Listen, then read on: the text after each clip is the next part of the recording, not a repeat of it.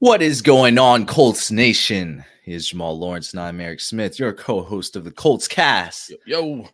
The Indianapolis Colts grabbed that dub today, as expected. We all knew we were going to come back home after the bye week and get this dub. 27-20 over the Tampa Bay Buccaneers. We moved to 6-5 overall. Look, right now, you look at the AFC, and right now, I know the Bills and the Broncos are playing right now. But man, like as we're recording,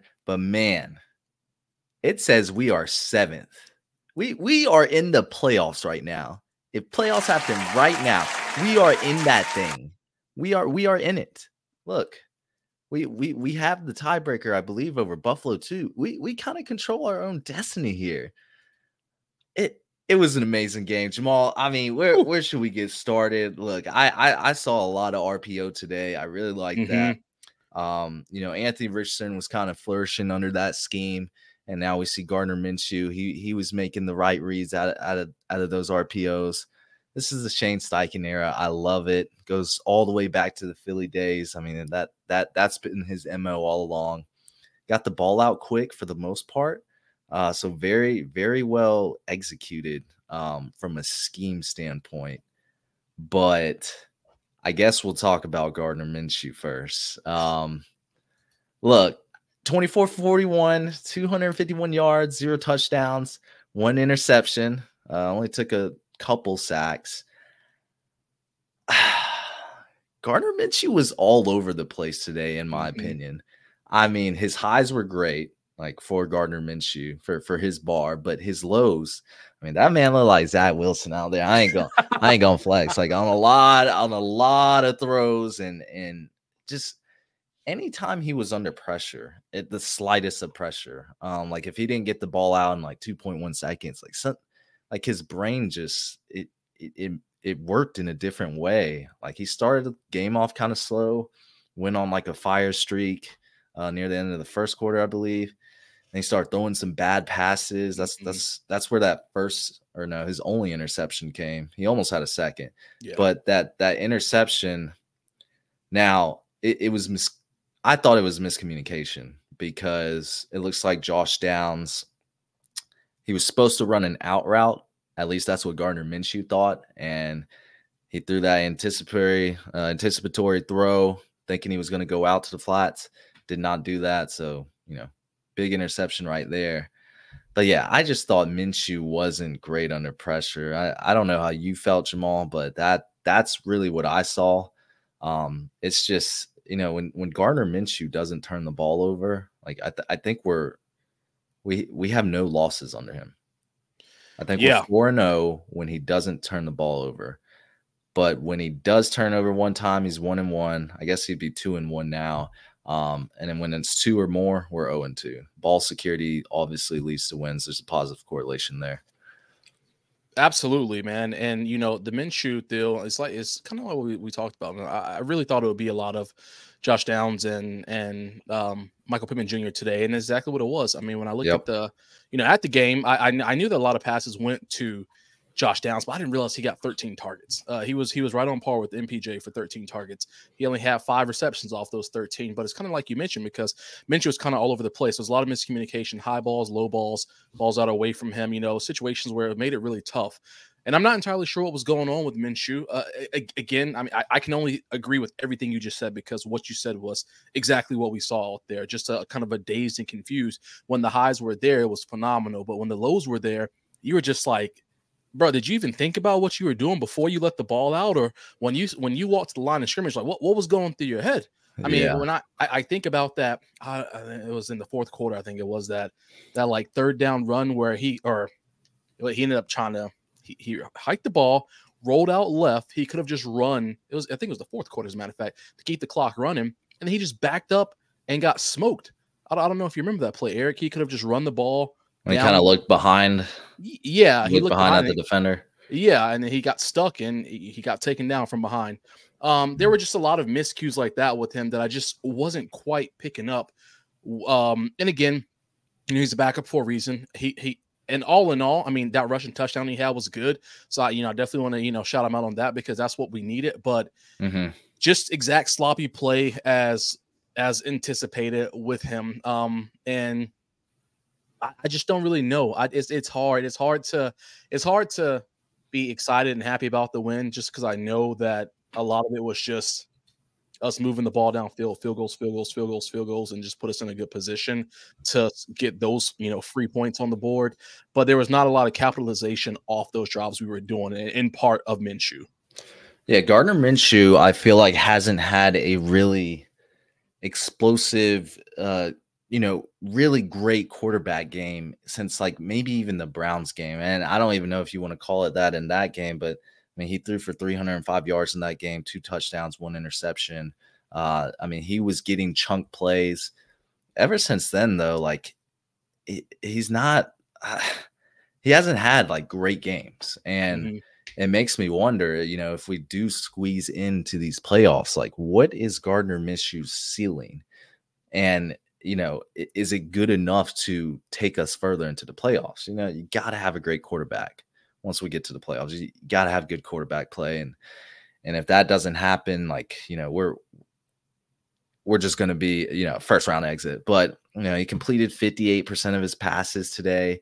Wasn't great. He's off target on a lot of passes. He was on target on some passes, but, for the most game, it was a lot of head scratchers. But like you said, Jamal, he's a backup. And I mean, I guess this is the expectations of a backup quarterback. This is all we're going to get. Yeah.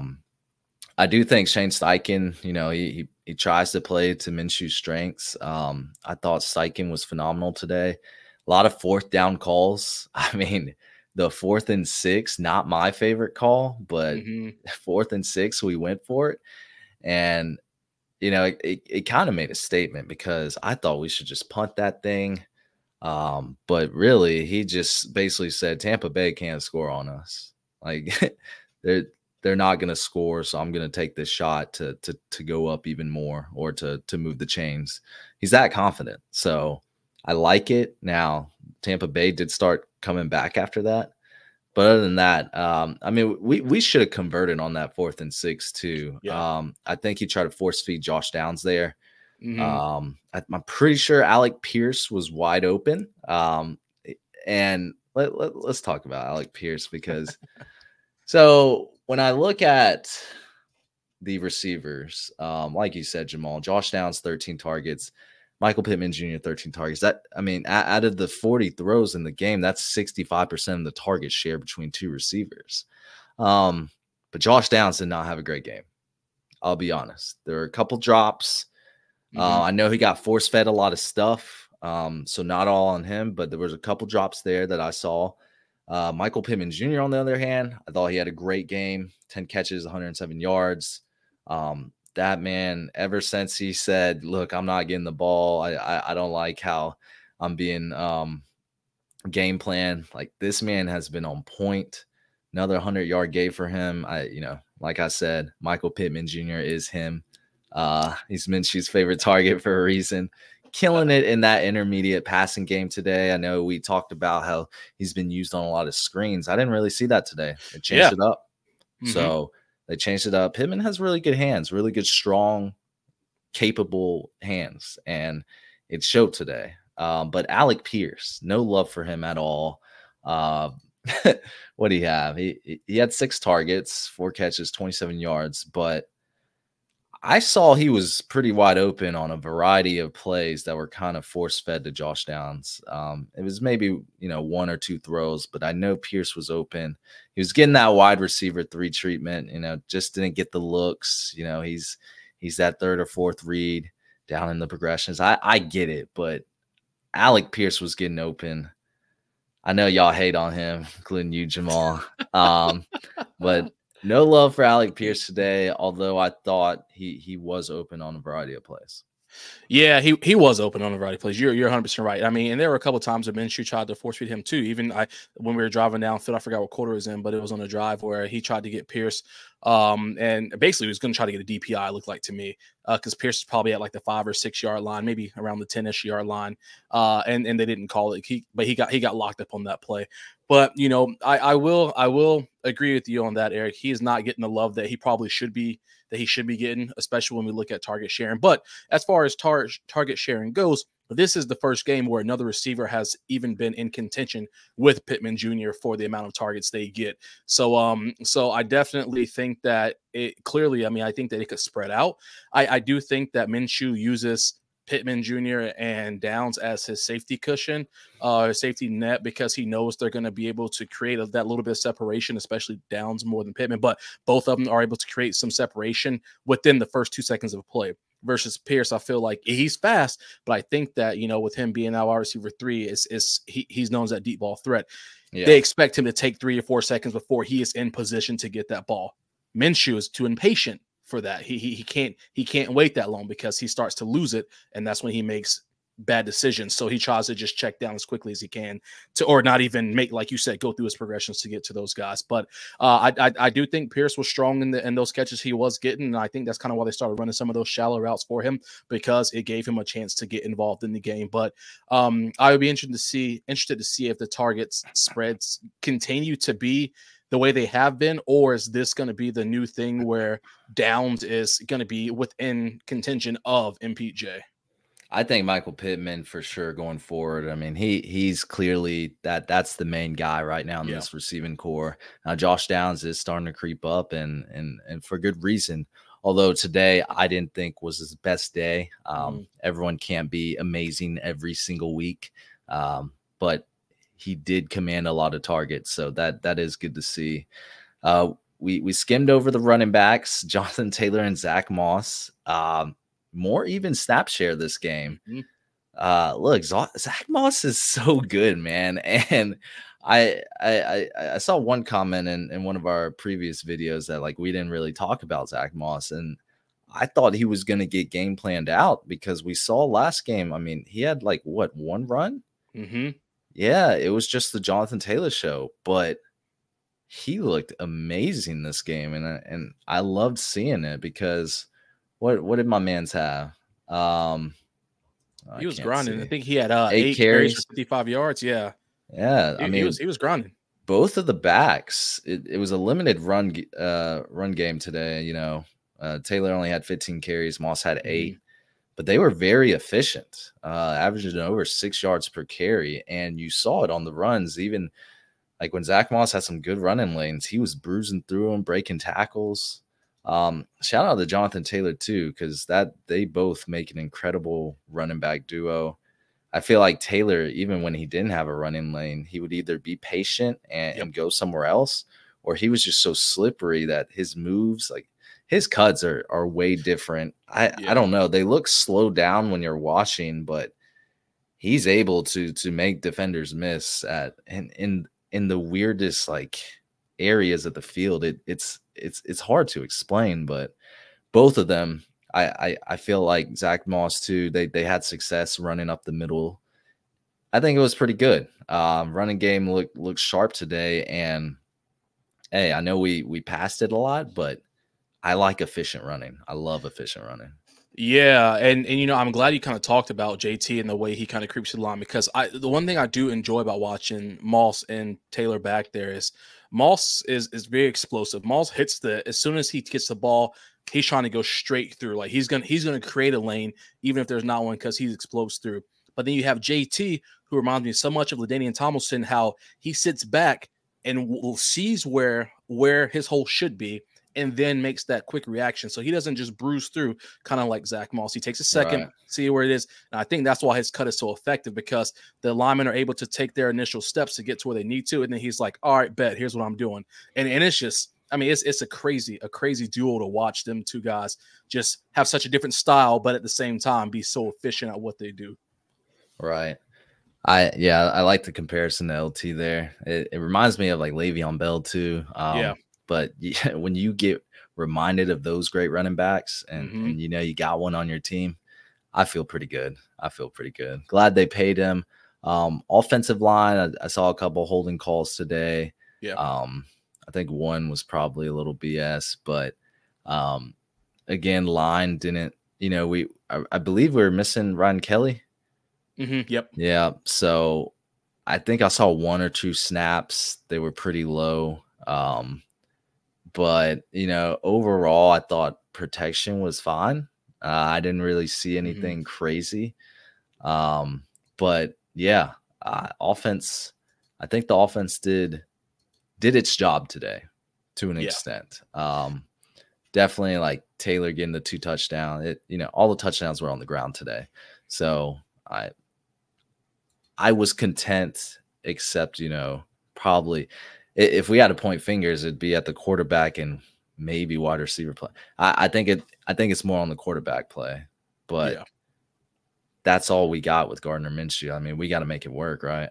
Yeah, absolutely, absolutely. And we just got to continue to explore and exploit these weapons as much as we can. I mean, I will say one thing I did enjoy about watching Steichen during this, especially kind of on the first couple of drives, is how, as much as I don't always want it to be a pass and attack like it was today, I liked how he pass, made them respect it and kind of open up that box and then boom, hit it with JT and let him break off, a quick little 5, 6, 7 yarder, because that's what in all honesty, that's what we're going to need, because we know what JT brings to the table. So we're going to have to make teams kind of honor to not stack the box, and then allow JT to do his thing. And then once they come back in and start stacking it, then we can revert to going back out, or bring him all in, whatever the case is. So I'll give Steichen a whole lot of credit on that today. But like you mentioned, Eric, the subpar QB play is what's in the store for us until the end of the season. So that's what we have to deal with. And it's one of those things where as long as we can get some kind of a splash and we can figure out a way to get on the other side of the 50, I think we can kind of let Matt Gay do his thing. Now, I will be the first person to tell you I don't want to have field goals all game long, because it is rough when you're only getting 3 points here and there, especially when you see a big drive that's been a 30, 40, 60-yard drive ends with a 35-yard field goal when it could have easily been a touchdown. So I definitely think that we kind of get exposed once we get into the red zone or get towards the red zone. But, again, points are points at the end of the day. As long as we can figure out what we need to do with the quarterback play to get us to the other side of the 50 and give Matt Gay at least a chance to get a few points on the board, I think we can be okay, especially with our schedule moving forward. I hear you, man. I will agree. I think we have a favorable schedule, and things are turning up for the Colts. The absolute buzzkill is losing Anthony Richardson. I think things are turning around right now. So we'll see, man. Defense. Boy. Yeah, these boys are out here balling today. Bucks put up 20, but honestly, like through 3 quarters, I mean, they had these boys on lock. Bucks scored half their points in the 4th quarter. But talk about this front 4. They were, I don't know, man. This is like that. That's where this defense starts. That's where this Gus Bradley defense starts. That front 4. I felt like they were excellent in passing situations. A bunch of pass deflections at the line of scrimmage that I saw. I think rushing situations, though, we're starting to see that, without Grover Stewart, our run defense is not as good. And it hasn't been as good since he's been on suspension. But boy, Baker Mayfield got sacked 6 times. It's wild. That's a lot of sacks. This front 4 was wild. Samson Ibukam, I thought he might get MVP of this game. Yeah. He had 2 sacks. That one big strip sack at the very end of the game. That was a game-ending strip sack. Gotta love it. I mean, look. Yannick Ngakoue got all them sacks last year. He ain't never got a sack like that, boy. Yeah. Empty calorie sacks. Samson Ibukam has been a clear upgrade. I'm being dead serious. Samson Ibukam is clearly better than Yannick Ngakoue. And I love that we got him. Underrated player right now. I thought, we with our young secondary, we kind of kept it contained back there. I feel like they weren't taking a lot of deep shots to begin the game.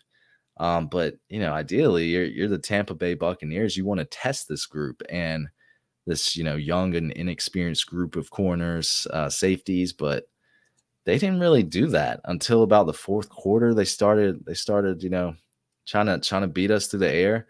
I saw one of our safeties got beat by Mike Evans. Jalen Jones got beat by Mike Evans. So Mike Evans was kind of feasting a little bit. But, you look at the numbers, Mayfield didn't even break 200 passing yards. Evans was their leading receiver, 70 yards on 6 catches, 2 touchdowns. But, like, we were getting to the quarterback. I felt like what they really should have done was just run the ball. Like, if they because Rachaad White had his first 100-yard game on us on the ground. So, I was kind of confused at that, and I think that goes back to maybe a coaching issue. But hey, look, man, I'm not a coach. Maybe I'm seeing something different. But look, they were killing us on the ground, right? Yeah, I think their game plan from the beginning was to never even really focus on that. I think they were going to focus on that aerial attack and make sure they could be efficient in getting the ball out because kind of what we talked about before coming into the game. We were averaging 3 sacks a game. When Mayfield was getting sacked 3 or more times a game, I think his rating overall was like sub 70 or something crazy like that, maybe sub 80. Don't quote me on the exact number. So I am sure they had a game plan to focus on just trying to get the ball out efficiently and didn't even focus on the run. But yeah, like you said, Eric, if their coaches had any true focus of what was going on, they could have easily abandoned the pass game because they were efficient in the pass game. They may not have been, crazy high numbers, but 20 of 30, they were efficient in the pass game. But they definitely could have had a number up on us on that run game. And that's not just including that big breakout run he had, that they were chomping at the bits when they had the opportunity to get those runs. So bad coaching on them. I'm not mad about it though, because we needed it. We didn't need those adjustments to be made because it could have been a completely different ballgame had that happened. Yeah, just my opinion. Yeah. I felt like they could have game planned a little differently to exploit our weaknesses. Big guy, shout out Nick Cross. Nick Cross sighting. I love it. I love my guy Nick Cross. He had a great, and I mean great, open field tackle on a 3rd down. That man shot out like a cannon. This is the Nick Cross we saw in the last preseason. I want that Nick Cross back, baby. Like, that was awesome. Also, interceptions. Ronnie Harrison, first game. Gotta love it for a debut, right? Big interception early in the game. Oh, he was a safety. I guess he's playing linebacker now. But great debut for him. Absolutely. DeForest Buckner. Oh, I love DeForest Buckner, man. Hey, the name ring bells, baby. Doesn't even have to have the box score numbers, but we saw how impactful he was. If you guys are watching this game, you see how good Buckner is. Got that pass deflection, got a tackle for a loss. Like he's doing things. He's impacting that line. He's a killer, man. He's a killer. I thought overall this defense played really well. I love to see it. A little different without Shaquille Leonard on the field. But then, pretty excellent game up and down for the Colts. I mean, they got the dub. They did what they needed to do. There were a lot of good aspects to our game today, and I'm really excited about Colts football. Yeah, I'm excited too. But one thing I will say, I don't know. This could just be a personal thing of mine, but in the 4th quarter, when we had the ball on our final drive before we gave the ball back to them, after we got that holding call and it was 1st and 20, I believe it was maybe like 3 and it was maybe 4 minutes left in the game at that point. I don't really understand the purpose of throwing the ball right there and just in general. But when we're trying to run the clock down, let's be honest here. Yeah, Minshew ain't gonna just make every pass, and when you're throwing it, I mean, first of all, it was a terrible pass, but not even that. We have 4 minutes left and we are backed up into our own, I don't know, 20, 15, wherever we were. We should be running the ball because we're going to get a 40-second runoff after that. Like, let the clock melt. So I was kind of confused after the first down throw. And then fortunately, that second down play, I believe it was supposed to be a pass play, but he ended up getting sacked or he tried to scramble and he got taken down or something like that. So thank God that happened, because had it not happened, that would have stopped the clock again. So I kind of we got frustrated at that because we're not doing a good job of milking that clock at the end of the game when we need to, because more than likely we were going to punt. It was going to be a 4 and out or 3 and out anyway. So if it's going to be a 3 and out, then take advantage of knocking off minimum a minute and 20 seconds off the clock from running 3 run plays. So yeah, there's about 4 minutes left from when you were talking about. We were only up a touchdown. Shane Steichen is an aggressive guy. So I think that's what I got from him. 1st and 20. It's still 1 touchdown, 1 possession ball game. Plus, they could take it with a 2-point conversion. I got to get some points on the board. We're on our own 15, but I think he was thinking, look, let's get the chains moving. Let's get these first downs. Again, hindsight's 2020. Should have ran the ball, but then if he would have converted on those, Sure. But no, I agree, Jamal. Probably should have ran the ball a few times there, especially with how good Jonathan Taylor and Zach Moss has been. But I will say, like, I can't knock Shane Steichen this game. No. I mean, even that 4th and inches call where they got Mo Alley Cox slow ass for 30 yards. Man was running like molasses out there. But shout out Mo Alley Cox for catching that thing. They had Zaire Franklin out there. As the second back there. They were doing some crazy things. He was out there as like a decoy or something. I didn't know what they were going to do. I don't know why Zaire Franklin was in, but that was fucking awesome. But Mo Alley Cox 30-yard grab, love it. But I can't knock Steichen. These were some good play calling, good game plan from this team. Just execution wasn't perfect, but I thought throughout we did our thing. Yeah, exciting play calling overall. Hey, yeah. But guys, we're right there on the playoffs. Best believe it. I want to see this team succeed. I'm not even thinking about the NFL draft right now. I'm thinking about postseason aspirations. So let's get these dubs. Let's continue to pound. Who do we play next? Oh, who is it? Tennessee Titans at Tennessee. Oh, baby. So, we got Tennessee in a week. They usually have our numbers, but Tennessee has also been up and down. I mean, shoot, they have less wins than us, guys. So let's take advantage of this. Let's keep this momentum going. We're on a 3-win streak. I mean, then we see the Bengals, and they put up 7 points against us. Life is good right now as a Colts fan. Oh man, yeah, it is. You're not wrong. And we'll get Grover Stewart back sooner rather than later. Everything's pointing up, man. Hey, I'm hoping just not coming back though. Don't. Nah, yeah, people stop talking silly about that. Yeah, don't hold y'all breath about that. Yeah, y'all end up in a casket holding y'all breath. He is back rehabbing, but that man will not be back with a helmet on and Lucas Oil. Nah.